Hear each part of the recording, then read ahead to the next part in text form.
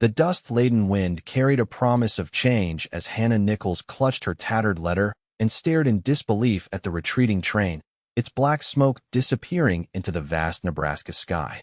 She had traveled over 1,000 miles to marry a man she'd never met, only to miss the very train that would take her to her future husband in Willow Creek.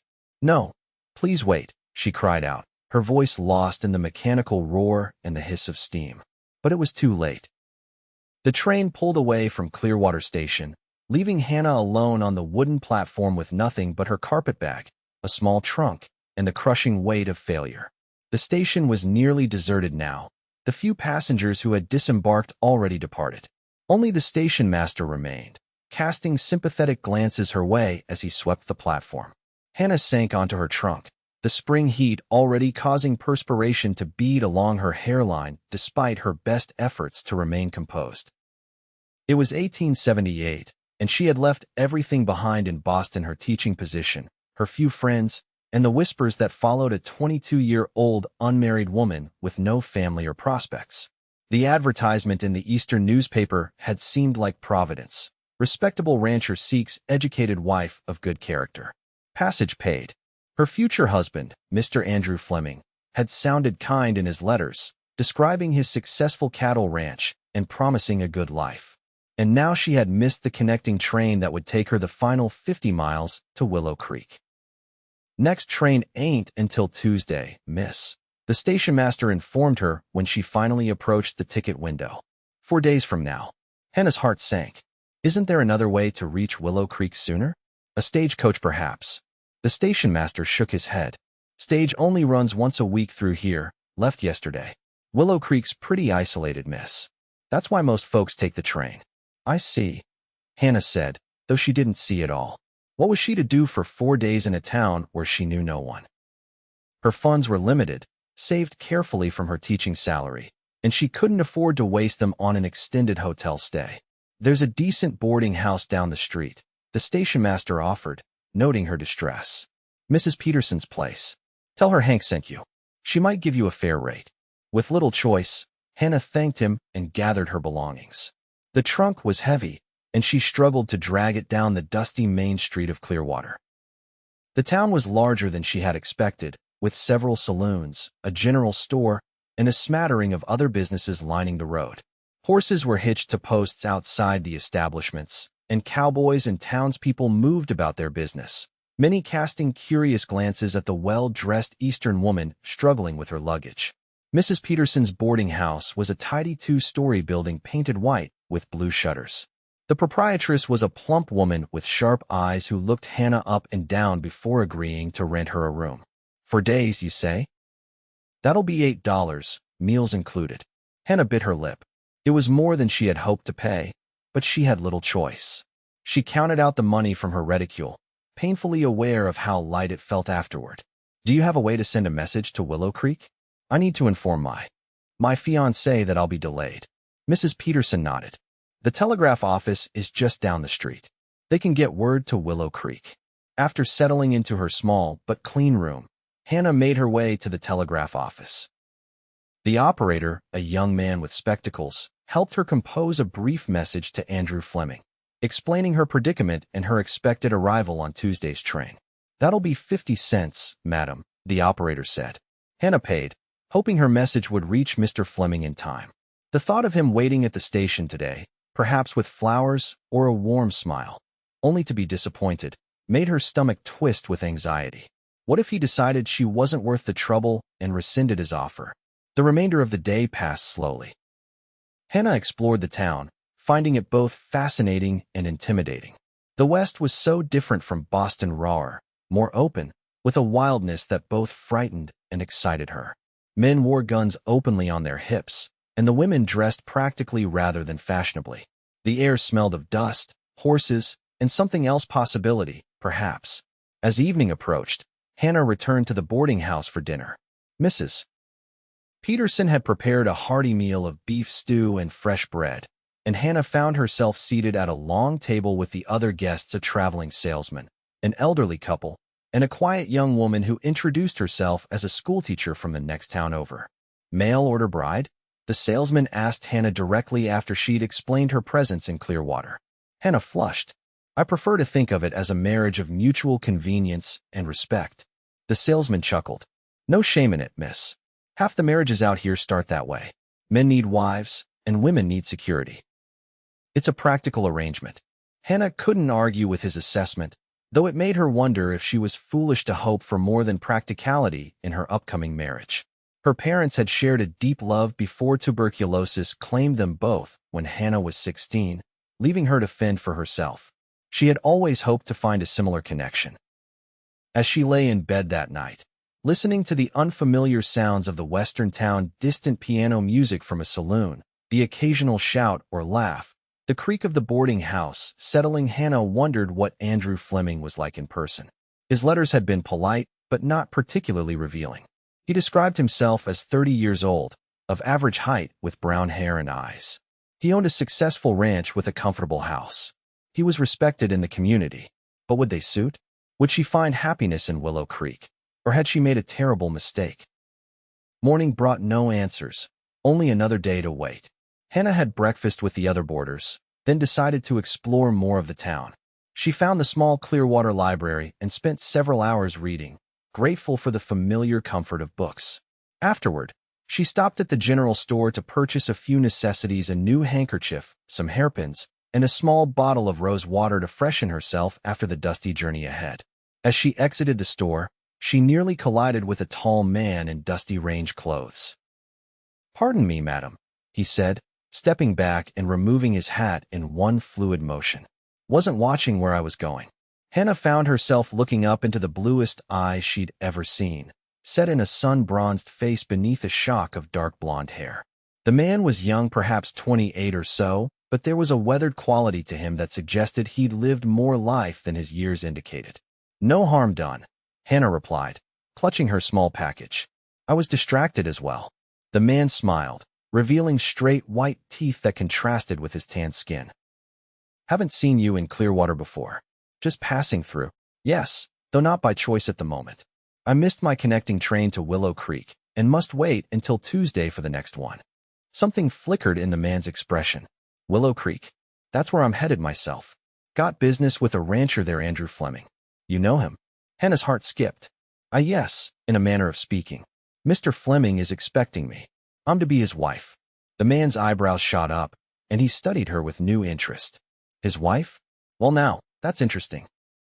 Fleming didn't mention he was getting married when I saw him last week." "You saw him recently? Is he?" Hannah hesitated, unsure how to phrase her question without seeming too forward. "Is he well?" "Seemed fine to me. Bit hard to read, Fleming is. Keeps to himself mostly." The man extended his hand. "I'm Jake Blackstone, by the way. Own the Silver Spur Ranch about halfway between here and Willow Creek." "Hannah Nichols," she replied, taking his calloused hand briefly. "Pleased to make your acquaintance, Mr. Blackstone." "Jake, please." He settled his hat back on his head. "So you're stranded here for 3 more days?" "Unfortunately, yes. The station master said there's no other transportation to Willow Creek until Tuesday's train." Jake rubbed his jaw thoughtfully. "Well, that's not entirely true. I'm heading back tomorrow morning. Got my wagon and team here. I could give you a ride if you'd like." Hannah's heart leapt at the prospect of reaching Willow Creek sooner, but caution quickly tempered her excitement. She was a respectable woman, and traveling alone with a strange man, even one who seemed polite, could damage her reputation. "That's very kind, but I couldn't impose," she said carefully. Jake seemed to understand her hesitation. "It's about a day's journey. We'd get there by tomorrow evening. You'd have a chaperone of sorts, my ranch handbills coming along too.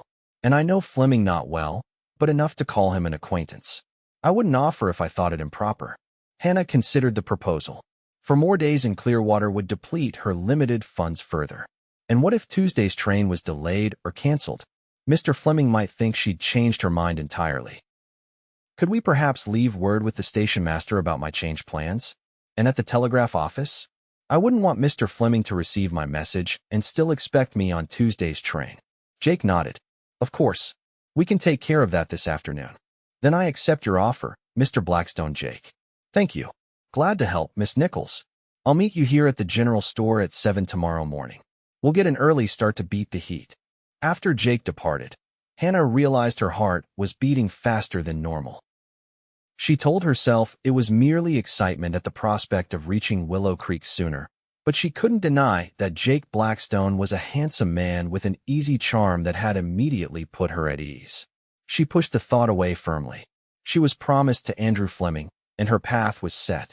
The remainder of the day passed quickly as Hannah made preparations for her journey. She sent another telegram to Mr. Fleming, informing him of her new travel arrangements and expected arrival. She settled her account with Mrs. Peterson, who seemed disappointed to lose a paying guest early but wished her well. That night, Hannah carefully repacked her trunk and carpet bag, laying out her second-best traveling outfit for tomorrow. The blue poplin would be practical for a wagon journey, and the matching bonnet would protect her fair complexion from the sun. As she prepared for bed, she found herself both nervous and excited about the journey ahead. Morning arrived with a brilliant sunrise that painted the eastern sky in shades of pink and gold. Hannah dressed carefully, ate a quick breakfast at the boarding house, and made her way to the general store with her luggage. Jake was already waiting, his wagon loaded with supplies. A second man, presumably Bill, was checking the harnesses on the team of 4 strong horses. "Morning, Miss Nichols," Jake called, jumping down from the wagon to help with her luggage. "You're right on time." "Good morning," Hannah replied, trying to ignore the flutter in her stomach as Jake easily hefted her heavy trunk into the wagon bed. "This is Bill Tanner," Jake said, gesturing to the older man who tipped his hat to Hannah. "Best ranch hand in the territory and a decent cook to boot." "Madam," Bill said simply, his weathered face creasing in a smile. Jake helped Hannah up to the wagon seat, then climbed up beside her, taking the reins. Bill settled in the back among the supplies. With a click of his tongue and a gentle snap of the reins, Jake set the horses in motion, and they were off. The wagon rolled out of Clearwater heading west, the morning sun at their backs. The land opened up before them, vast rolling plains covered in spring grasses and wildflowers, dotted here and there with clusters of trees along the winding creeks. The sky seemed impossibly large, a dome of perfect blue stretching from horizon to horizon. "It's beautiful," Hannah said softly, taking in the landscape. "So different from Massachusetts."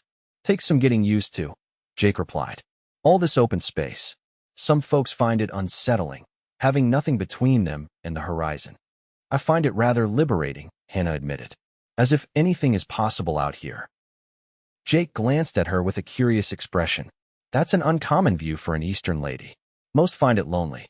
"Perhaps I've had enough of crowds," Hannah said. "In Boston, I was surrounded by people, yet often felt alone. And what brings a Boston lady to marry a rancher in Willow Creek?" Hannah hesitated, uncertain how much to reveal. "Circumstance, primarily. I found myself without family, teaching at a girls' school to support myself. When I saw Mr. Fleming's advertisement, it seemed practical." "Practical," Jake repeated, a hint of something unreadable in his voice. "Not exactly the stuff of romance novels. Few women have the luxury of marrying for romance, Mr. Blackstone." Hannah replied more sharply than she'd intended. "Security and respect are more reliable foundations for marriage." Jake was quiet for a moment. "You're right, of course. I meant no offense. Fleming's a solid citizen, owns good land. You'll be comfortable." "Thank you," Hannah said, though Jake's description of her future husband felt oddly flat and uninspiring. "And what of you? Are you married?" A shadow passed over Jake's face. Emily died 3 years ago. Fever took her and our baby." "I'm so sorry," Hannah said, feeling terrible for having asked. "That's a tremendous loss." Jake nodded, his eyes on the road ahead. "Changed everything. For a while, I wasn't sure I'd keep the ranch going. But eventually, you have to move forward." They fell into companionable silence after that. The wagon rolled steadily westward, following what Jake called the stage road, though it was little more than a well-worn track through the grasslands. Around midday, they stopped near a small creek to rest the horses and eat a simple meal of bread, cheese, and dried apple slices that Jake had packed. "How far to Willow Creek now?" Hannah asked as they sat in the shade of a cottonwood tree. "About 30 miles, Jake answered. "We'll make camp tonight and reach town by tomorrow afternoon." Hannah hadn't considered that they might not reach Willow Creek in a single day. The prospect of camping overnight with two men she barely knew made her uneasy, but she reminded herself that Jake knew Mr. Fleming, and Bill's presence provided some propriety. "I've never camped outdoors before," she admitted. "Nothing to it." Bill spoke up from where he was tending the horses. "Got a good bedroll for you, and the weather's fine. Stars out here are something to see, Miss Nichols." They continued their journey through the afternoon. Jake pointed out landmarks and shared stories of the region, from the original Native American inhabitants to the first white settlers. Hannah found herself fascinated by his knowledge and the easy way he had of explaining things without condescension. "How long have you lived in this territory?" she asked. "Born in Missouri, came out here with my pa when I was 15. That was in '65, right after the war. He'd served with the Union, wanted a fresh start. We worked cattle drives together until I was 20, then staked a claim on what's now the Silver Spur, built it up from nothing." "That's impressive," Hannah said sincerely. Jake shrugged. "Just did what needed doing." "Your Mr. Fleming's got a similar story, though he started with more. His uncle left him some capital, gave him a head start." Hannah noted the slight edge in Jake's tone when he mentioned Fleming. "You don't sound particularly fond of him." Jake glanced at her, then back at the road. "Fleming's fair in business. Keeps his word. But he's—" Jake seemed to search for the right words.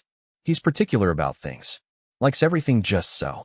"That doesn't sound so terrible," Hannah observed. "Order and precision are valuable traits." "Sure," Jake agreed, though he didn't sound convinced. "I'm sure you'll suit each other fine." As the sun began its descent toward the western horizon, Jake guided the wagon off the main trail toward a small stand of trees that marked another creek. It was a pretty spot, with fresh water and good grass for the horses. "We'll camp here for the night," Jake announced, bringing the wagon to a halt. "Bill, if you'll see to the horses, I'll get a fire going." Hannah felt suddenly awkward, unsure of her role in this unfamiliar setting. "What can I do to help?" "You could lay out the bedrolls while I get dinner started," Jake suggested, jumping down from the wagon and offering her a hand. Hannah took his hand and descended, acutely aware of his strength as he steadied her. He showed her the 3 bedrolls stored in the back of the wagon and indicated where to place them around the fire circle he was building. As sunset painted the sky in brilliant oranges and purples, Bill returned from tending the horses, and Jake had a small fire crackling merrily. The spring evening was mild, with just enough coolness to make the fire welcome. Jake prepared a simple but satisfying meal of beans, bacon, and biscuits that he somehow managed to bake in a cast-iron pot nestled in the coals. "This is delicious," Hannah said, surprised by the quality of the food. "Jake's a better cook than he lets on," Bill commented with a wink. Learned from his ma before she passed. After dinner, they sat around the fire as darkness settled over the plains. The stars emerged one by one until the sky was ablaze with more stars than Hannah had ever seen in her life. The Milky Way stretched across the heavens like a glittering road. "It's magnificent," she breathed, gazing upward. "Like diamonds scattered across black velvet." Jake looked at her with an expression she couldn't quite read in the firelight. "That's a nice way of putting it." Bill yawned and stretched. "Think I'll turn in. Morning comes early." He tipped his hat to Hannah. "Night, Miss Nichols." After Bill had settled into his bedroll on one side of the fire, Hannah found herself alone with Jake. The silence between them was comfortable, but charged with something she couldn't identify. "Tell me about your life in Boston," Jake said suddenly. "What was it like teaching at a girls' school?" Hannah smiled at the memory. "Challenging at times, rewarding at others. I taught English literature and composition. Some of my students were brilliant minds like lightning. Others," she laughed softly, "others were more interested in the young men from the neighboring boys' academy than in Shakespeare or Austen." "Can't say I blame them," Jake said with a smile. "Shakespeare never did much for me either." "That's because you haven't heard it read properly," Hannah retorted. "Shakespeare's meant to be performed, not studied on a page." "Is that so? Maybe you should give me a demonstration." Hannah felt her cheeks warm, but the challenge in Jake's eyes was too tempting to resist. She stood and moved a few steps away from the fire, gathering her thoughts. "Very well. A small sample from Romeo and Juliet," she said, and then began to recite, her voice taking on the cadence and emotion of Juliet at her balcony. "What's in a name? That which we call a rose by any other name would smell as sweet. So Romeo would, were he not Romeo called, retain that dear perfection which he owes without that title. Jake watched her, firelight flickering across his features. When she finished, he was quiet for a moment. I see what you mean, he said finally, his voice low. Different when you hear it like that. Hannah returned to her seat on the log beside the fire, suddenly self-conscious. It's a talent that served me well as a teacher. You miss it? Teaching. Hannah considered the question. Parts of it, yes. The satisfaction of seeing a student understand something new. The books and ideas. But I won't miss the restrictions and the constant scrutiny. Unmarried female teachers are held to impossible standards of behavior, and married women in small western towns aren't. Jake asked, raising an eyebrow. Perhaps, Hannah conceded. But at least as Mrs. Fleming, I'll have my own household to manage. Some degree of independence. Jake added another small log to the fire. Independence is valuable out here. So is having someone to share the burden with. He glanced at her. You've never met Fleming, have you? Hannah shook her head. We've corresponded for several months. His letters were informative. Informative, Jake repeated with a soft laugh. That sounds like Fleming. You make it sound as though there's something wrong with him, Hannah said, a hint of defensiveness in her tone.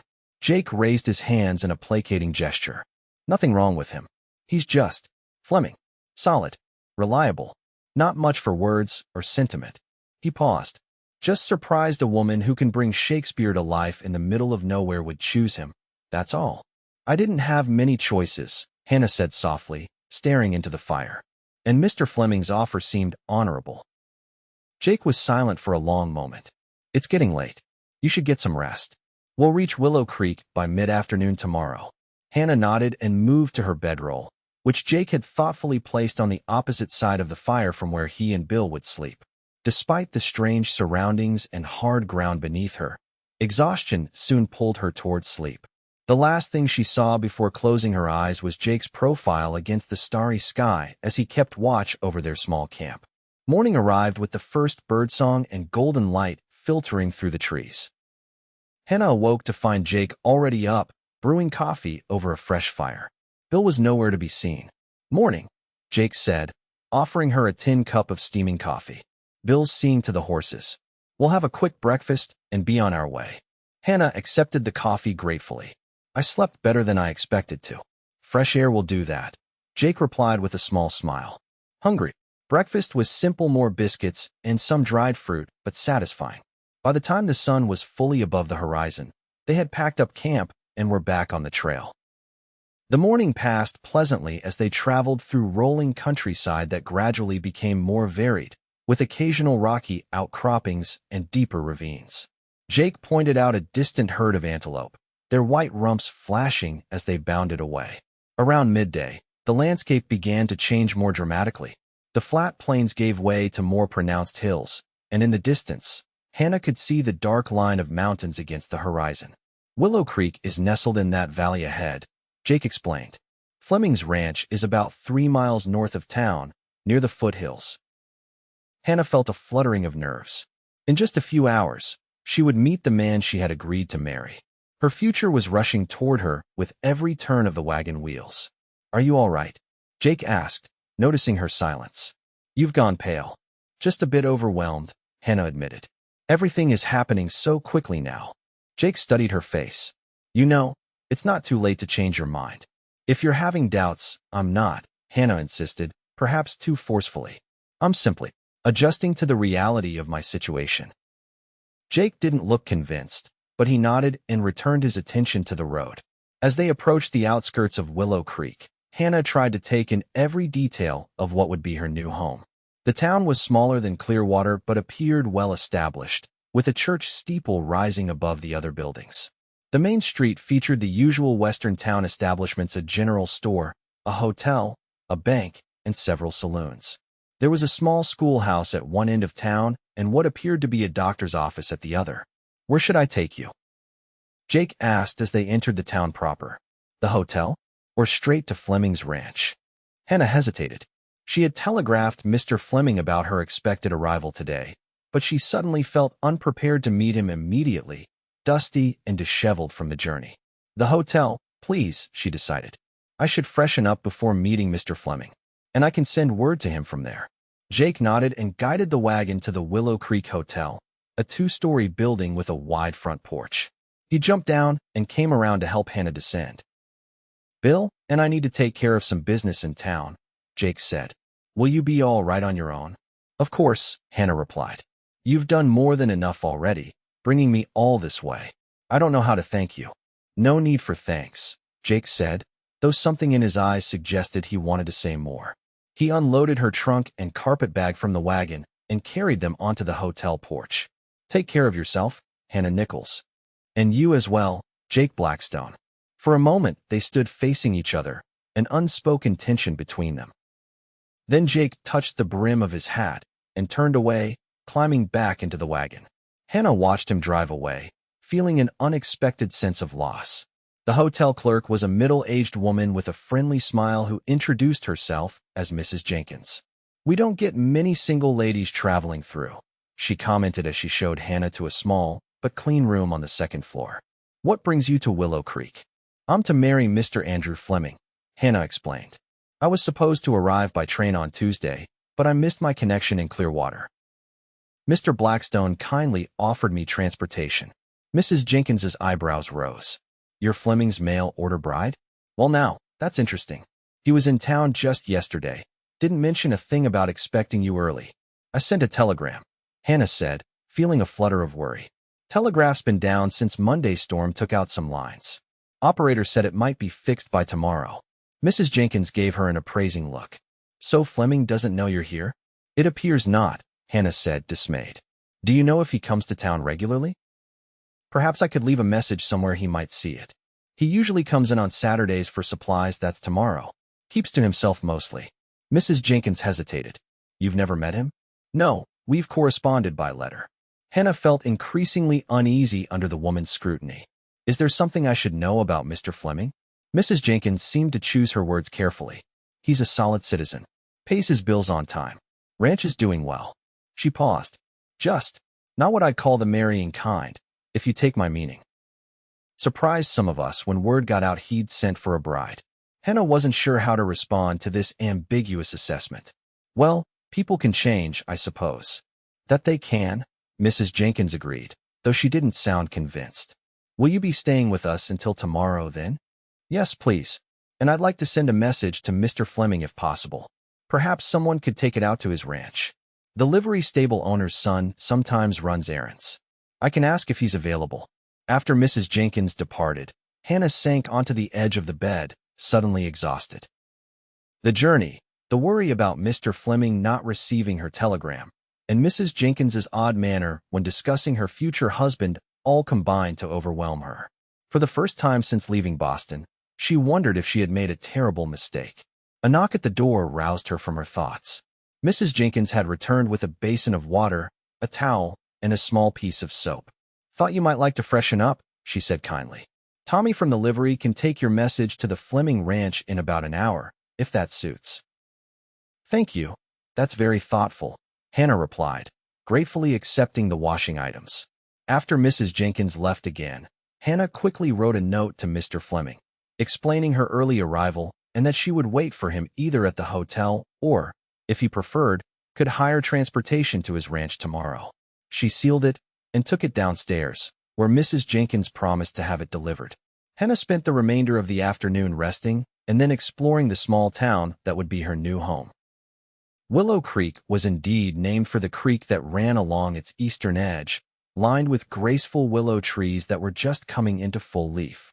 The town itself was neat and orderly, with wooden sidewalks along the main street and hitching posts in front of most businesses. She noticed several people watching her curiously as she walked, but they were polite, nodding or touching their hats in greeting. At the general store, she introduced herself to the proprietor, Mr. Wilson, who seemed surprised to learn she was Andrew Fleming's intended. "Fleming, you say? Well now, that is news. Don't believe I've ever seen him in the company of a lady." Mr. Wilson studied her with open curiosity. "You're from back east?" "Boston," Hannah confirmed, growing a bit weary of the surprised reactions to her engagement. "Long way to come to marry a man you've never met," Mr. Wilson observed. "But I reckon that's not uncommon these days." Hannah made a few small purchases: a new handkerchief, some hairpins, and a small pot of face cream, then returned to the hotel. As she approached the building, she was surprised to see Jake Blackstone's wagon outside. Jake himself was coming down the hotel steps, his expression troubled. "Jake," she called, hurrying to meet him. "Is something wrong?"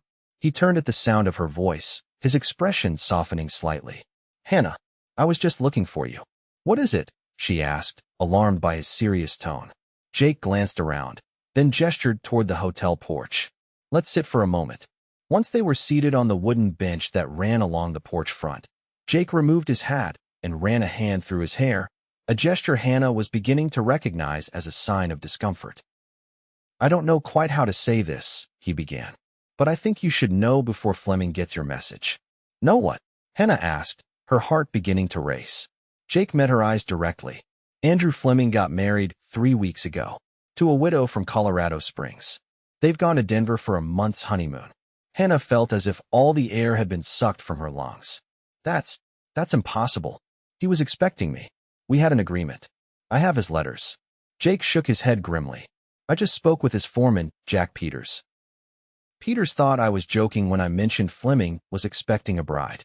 Said his boss married widow Simmons on April 12th, right here in the Willow Creek church." Hannah's mind raced, trying to make sense of the information. "But he paid for my train ticket. He wrote to me just 6 weeks ago, confirming all the arrangements." "When did you first start corresponding with Fleming?" Jake asked. "January," Hannah replied, trying to recall the exact timeline. "He placed an advertisement in the Boston Guardian. We exchanged letters for about 3 months before he sent the train ticket." Jake's expression darkened. "The timing fits, then." According to Peters, Fleming met the widow Simmons in early March when she came to visit her cousin. Must have decided he preferred her to waiting for a mail-order bride. He looked genuinely angry. "The least he could have done was right to tell you not to come." Hannah felt numb. The shock was so complete that tears wouldn't even form. Perhaps there was a misunderstanding, or the letter went astray. "Maybe," Jake conceded, though he didn't sound convinced.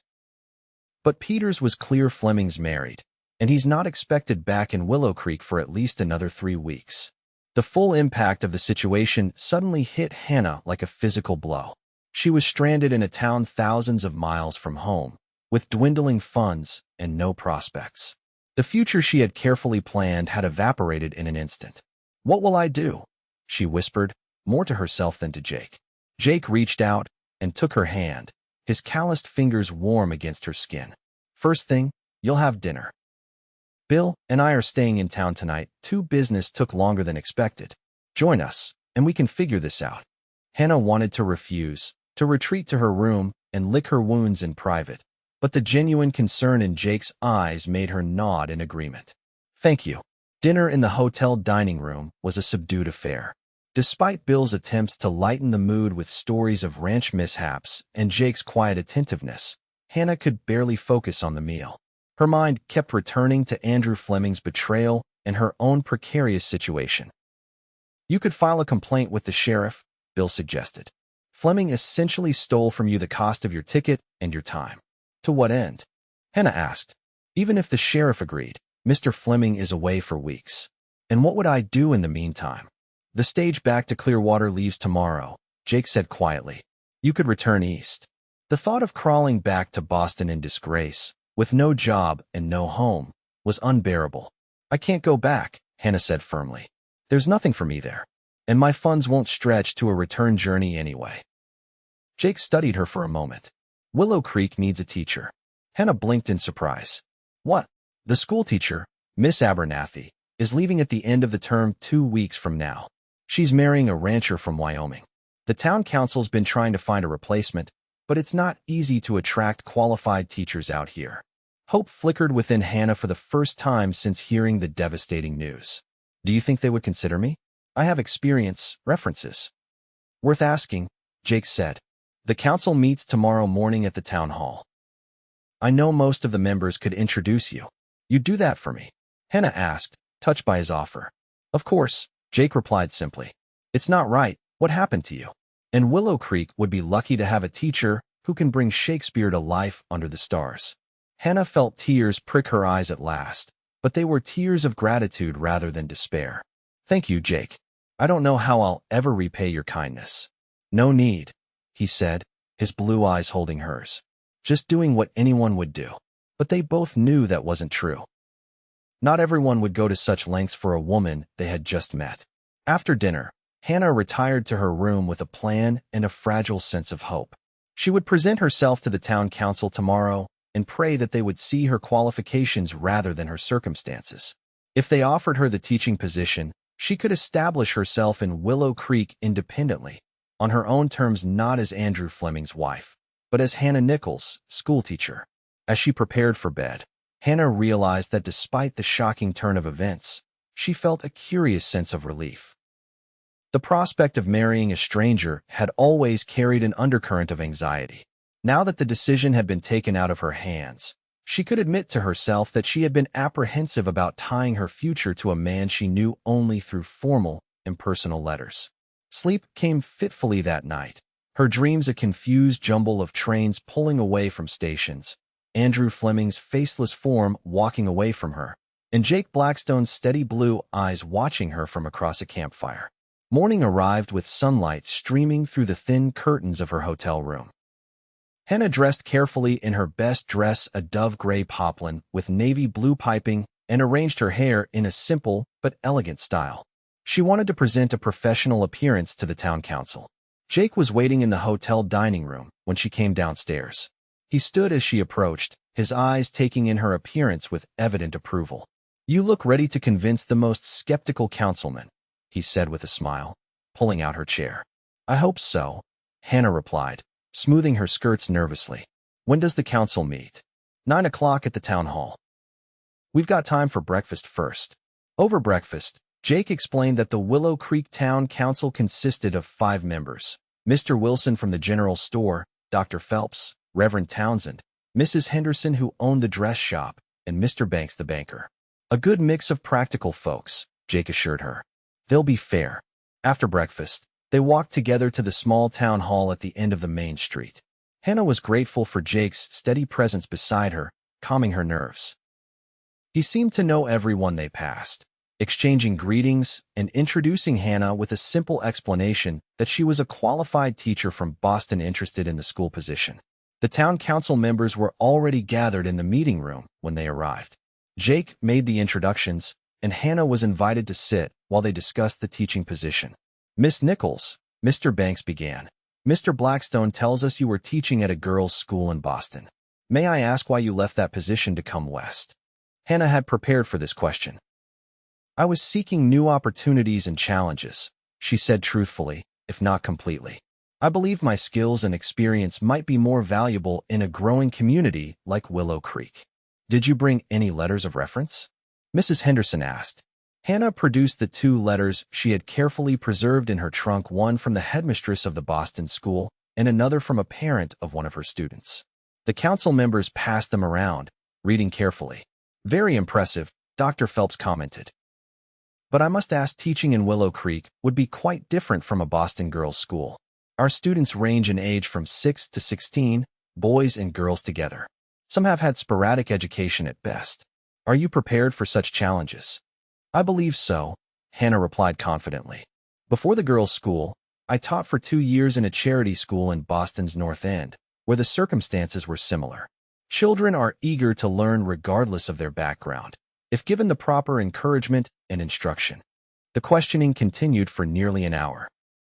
The council asked about her teaching methods, her ability to maintain discipline, her willingness to participate in community activities, and her plans for staying in Willow Creek long-term. "I intend to make Willow Creek my home," Hannah assured them. "I'm not looking for a temporary position." Finally, Mr. Banks asked the council members if they had any further questions. When no one spoke, he turned to Hannah. "Miss Nichols, would you mind stepping outside for a few minutes while we discuss your application?" "Of course," Hannah said, rising from her chair. Jake, who had remained silently supportive throughout the interview, followed her out into the hallway. "You were wonderful," he said quietly once the door had closed behind them. "Answered everything perfectly. Do you think they'll accept me?" Hannah asked, twisting her hands anxiously. "I'd be surprised if they didn't. Qualified teachers aren't exactly lining up for the position." They waited in tense silence for what seemed an eternity but was probably only 10 minutes. Finally, the door opened, and Mr. Banks invited them back inside. "Miss Nichols," he said formally, "the council has voted unanimously to offer you the position of teacher at Willow Creek School, beginning after Miss Abernathy's departure on May 31st. The salary is $40 per month, with 2 months off in summer. The schoolhouse has living quarters attached, 2 rooms, and a small kitchen, which come with the position. Would these terms be acceptable to you?" Relief and joy flooded through Hannah. "Yes, Mr. Banks. Those terms are most acceptable. Thank you all for your confidence in me." "Excellent," Mr. Banks said with a smile. "Miss Abernathy has agreed to show you the schoolhouse and introduce you to the students over the next 2 weeks to ease the transition. And of course, you'll meet the parents at our end-of-term celebration on May 30th. After a few more details were discussed, the meeting concluded. Hannah floated out of the town hall on a cloud of happiness, Jake at her side. "You did it," he said, his smile as broad as her own. "Congratulations, Miss Nichols, schoolteacher of Willow Creek." "I can hardly believe it," Hannah said, laughing with relief. "Yesterday, I thought my world had ended, and today I have a new beginning." "Calls for a celebration," Jake declared. "Lunch at the hotel, my treat." Over a meal that tasted better than any Hannah could remember, they discussed her plans. She would need to find temporary accommodations until Miss Abernathy departed, and she would need basic furnishings for the teachers' quarters. "The hotel's reasonable for a short stay," Jake said, "and there's a furniture maker in town who could help with the basics. Wilson's store carries household goods. You'll be settled in no time." "All thanks to you," Hannah said sincerely. "If you hadn't offered me transport from Clearwater, if you hadn't discovered the truth about Mr. Fleming, if you hadn't introduced me to the council, I don't know where I would be right now." "You'd have figured it out," Jake said. "You're resourceful, but I'm glad I could help." "When do you return to your ranch?" Hannah asked, suddenly realizing that Jake had extended his stay in town because of her situation. "Tomorrow morning. Need to get back to work." Jake hesitated. "But I'll be back in town regularly. The Silver Spur's only 15 miles from here, and I'd like to see how you're settling in, if that would be all right." "I would like that very much," Hannah said, feeling a flutter in her chest that had nothing to do with her new job. After lunch, Jake introduced Hannah to Miss Abernathy, a pleasant young woman of about 25 who seemed genuinely pleased to meet her replacement. She gave Hannah a tour of the schoolhouse, a simple but sturdy building with 1 large classroom and the attached living quarters. "It's not fancy," Miss Abernathy said, showing Hannah the 2 small rooms that would be her home, "but it's comfortable enough. The stove heats both the classroom and the living area in winter. There's a good well out back, and Mrs. Wilson from the store brings fresh bread twice a week. The children are mostly good-hearted, though the Harper boys will test your patience." Hannah found herself warming to the little building and its simple charm. The main room had large windows that let in plenty of light, and the smaller bedroom had a pretty view of the willow trees along the creek. She could already imagine herself teaching here, making a life here. "It's perfect," she told Miss Abernathy. "I'm so grateful for the opportunity." By the time Hannah returned to the hotel that evening, she had met half the town, arranged to begin assisting at the school the following Monday, and ordered basic furnishings from Mr. Carpenter, the furniture maker. News traveled fast in Willow Creek, and everyone seemed to know she was the new teacher and that she had originally come as Andrew Fleming's mail-order bride, only to discover he had married someone else. To Hannah's surprise, the townspeople's reaction was primarily indignation on her behalf rather than judgment. Mrs. Wilson from the general store declared it a disgrace and a blessing in disguise, while Reverend Townsend assured her that the Lord works in mysterious ways, but always for the best. Jake and Bill joined her for dinner again that evening, and Bill raised a toast to Willow Creek's new schoolmarm. Hannah felt a warmth and acceptance she hadn't experienced in years. "The town's already taking to you," Jake observed as they sat on the hotel porch after dinner, watching the sunset paint the western sky in brilliant colors. "They've been kinder than I could have hoped," Hannah agreed. "I feel almost guilty for being so happy when yesterday I was devastated by Mr. Fleming's betrayal." "No need for guilt. Fleming's loss is Willow Creek's gain." Jake hesitated, then added, "And I can't say I'm sorry things worked out this way." Hannah glanced at him, her heart quickening at the expression in his eyes. No," Jake said simply. If you'd married Fleming, I might never have gotten to know you beyond our brief journey. And that would have been a shame. The directness of his statement left Hannah momentarily speechless. There was something developing between them, something she hadn't expected but couldn't deny. In the span of just 2 days, Jake Blackstone had become important to her in a way she couldn't quite define.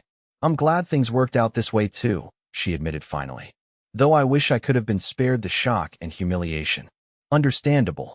Jake smiled wryly.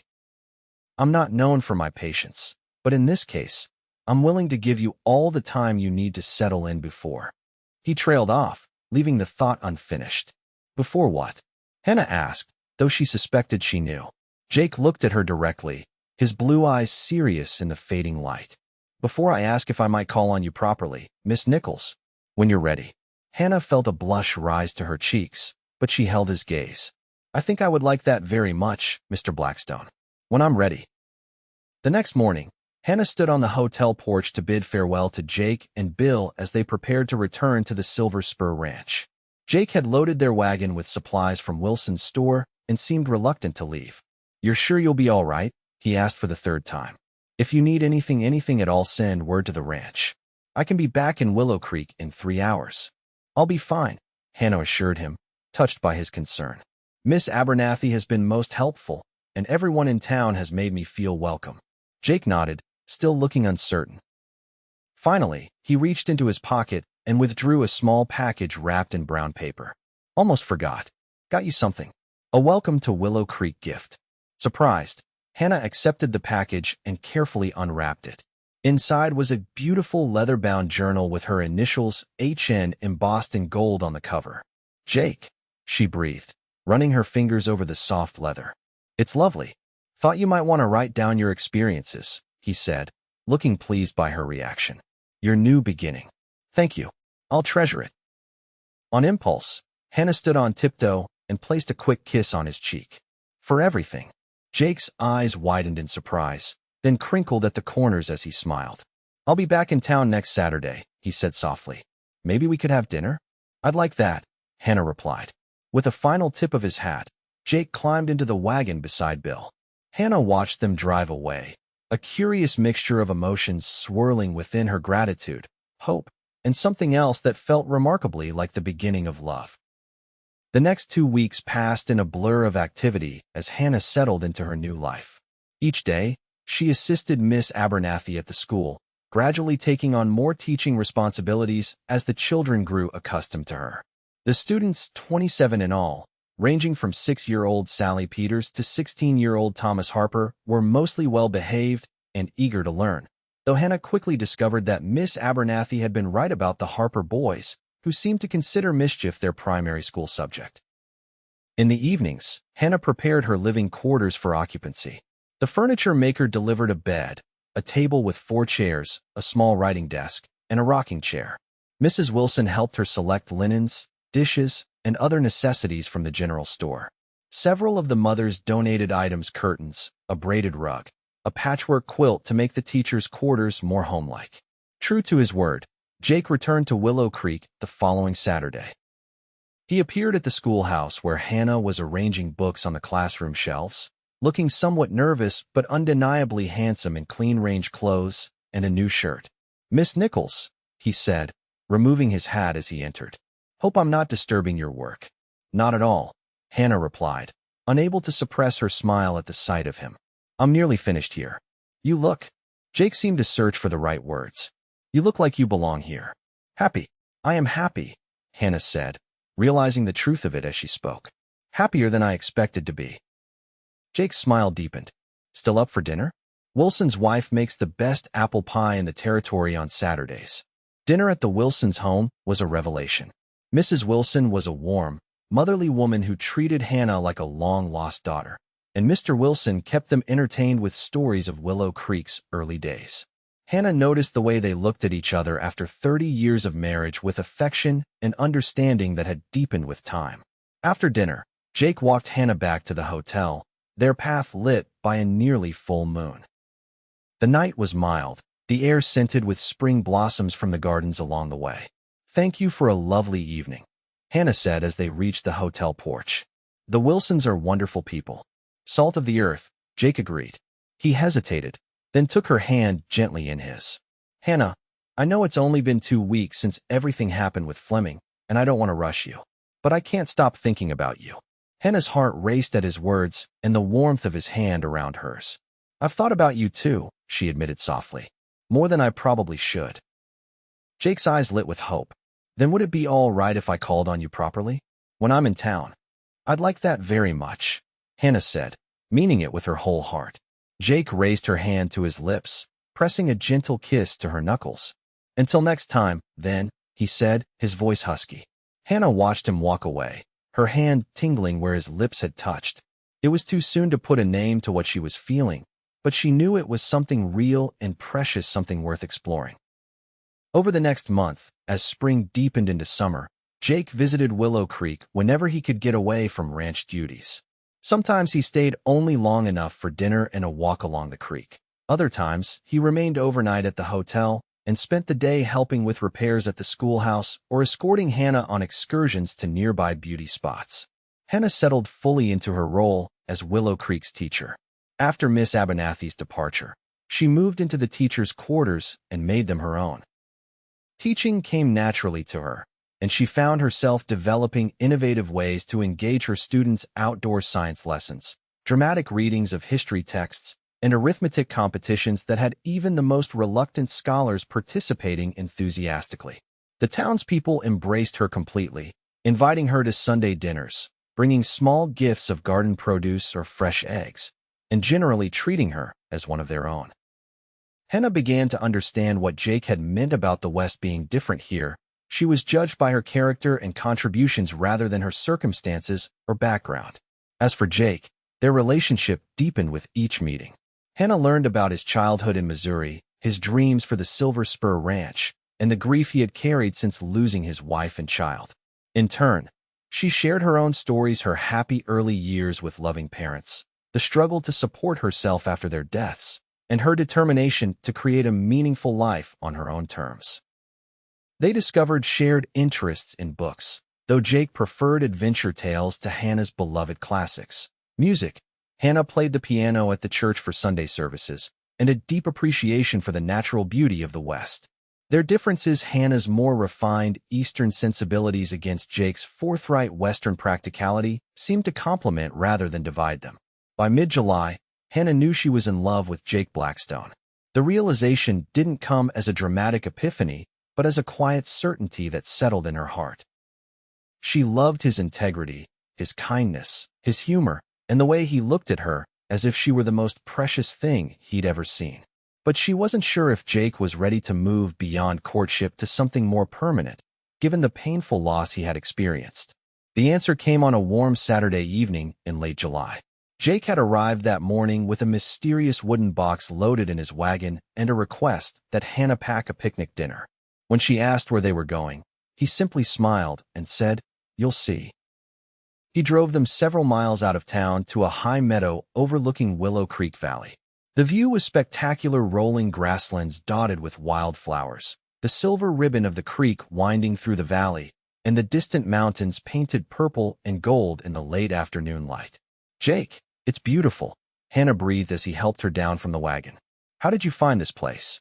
"Explored every inch of this country when I first came west," he replied, unloading the wooden box and the picnic basket. "Always thought this was the prettiest spot. Wanted to share it with you."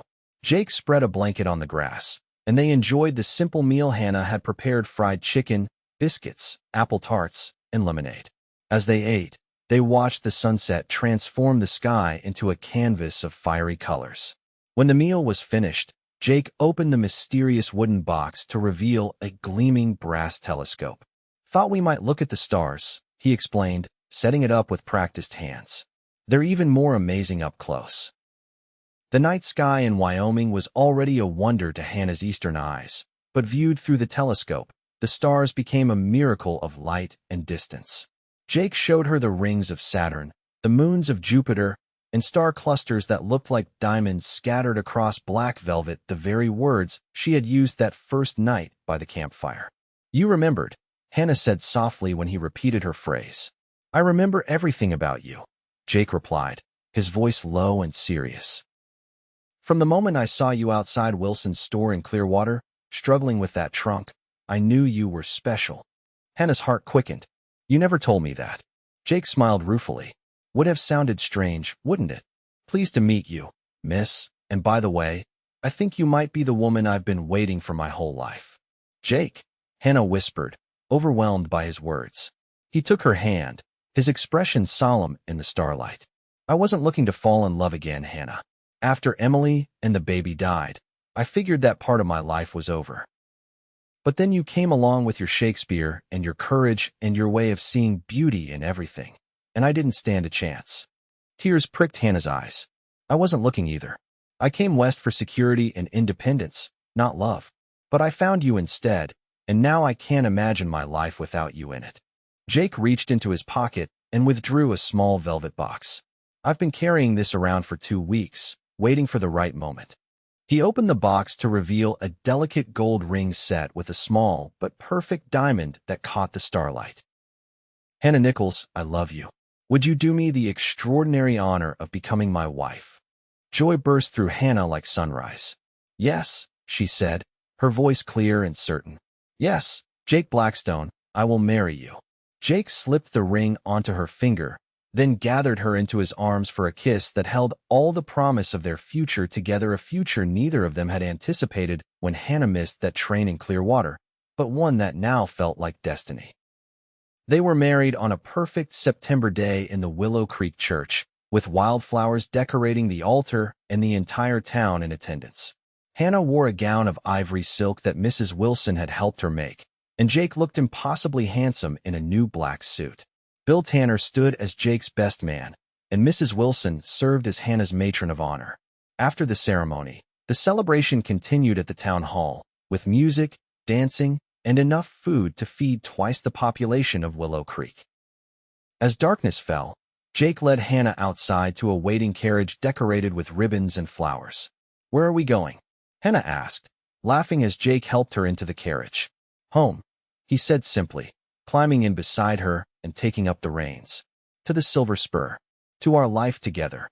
As they drove away from Willow Creek under a canopy of stars, Hannah leaned against her husband's shoulder, feeling a contentment she had never thought possible. She had come west seeking security and found love instead, a love that had begun with a missed train and a cowboy who rode hard to catch her with a ring. The years that followed brought challenges and joys in equal measure. Hannah continued teaching at the Willow Creek School 3 days a week, riding the 15 miles from the ranch on a gentle mare Jake gave her as a wedding present. They expanded the Silver Spur, adding more cattle and horses, improving the ranch house, and hiring additional hands. 2 years after their wedding, Hannah gave birth to a daughter they named Emily, after Jake's first wife, a gesture that felt right to both of them, honoring the past while embracing the future. A son, Michael, followed 18 months later, and another daughter, Grace, 3 years after that. The children grew strong and happy on the ranch, learning to ride almost before they could walk, helping with chores as they grew older, and receiving a thorough education from their mother around the kitchen table when weather prevented the journey to school. Andrew Fleming and his wife eventually returned to Willow Creek, and the initial meeting between Hannah and her former intended was awkward but civil. Over time, the Blackstones and the Flemings developed a neighborly relationship based on mutual respect, if not close friendship. Hannah sometimes marveled at how differently her life might have turned out if she hadn't missed that train in Clearwater, or if Jake hadn't been there to offer her a ride. Fate, Jake would say whenever she mentioned it, pulling her close. Some things are just meant to be. On their 10th anniversary, Jake surprised Hannah by taking her back to the high meadow where he had proposed. They spread a blanket on the grass, shared a picnic dinner as the sun set, and set up the brass telescope to view the stars, just as they had that night a decade earlier. Are you happy? Jake asked as they lay side by side, gazing up at the vast Wyoming sky. Hannah turned to look at him, this man who had become the center of her world. The years had added a few lines around his eyes and threads of silver at his temples, but to her, he was more handsome than ever. Happier than I ever dreamed possible, she replied truthfully. Are you?